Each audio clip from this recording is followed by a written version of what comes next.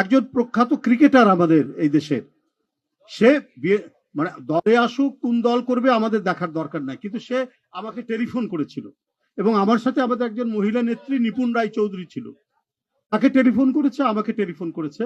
সে বলল যে ভাই আমি তো স্পোর্টসম্যান, আমি তো ক্রিকেটার, আমি নির্বাচন করতে চাই বিএনপি থেকে। তো খুবই আনন্দিত হলাম। আমি বললাম তোমার মতো একটা ছেলে যদি আসে, আমি ওইভাবে চাই না যে তুমি খেলা ছেড়ে চলে আসো, কিন্তু তুমি করতে চাও নিশ্চয়ই আমি রাজি আছি। এটা 2018 সালের আগের কথা বলছি।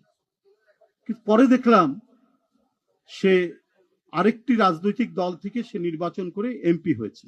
তারপর মনে হয়েছে তার উপর চাপ প্রয়োগ করা হয়েছে, তাকে নানাভাবে উৎপীড়ন করা হয়েছে এবং তার যে খেলার যে প্রতিভা এবং তার জাতীয় আন্তর্জাতিক যে পরিচয় খেলার মাধ্যমে, সেটিকে নিশ্চিহ্ন মুছে দেওয়ার জন্য নানাভাবে চাপ প্রয়োগ করে তাকে নিয়ে যাওয়া হয়েছে তার দিকে।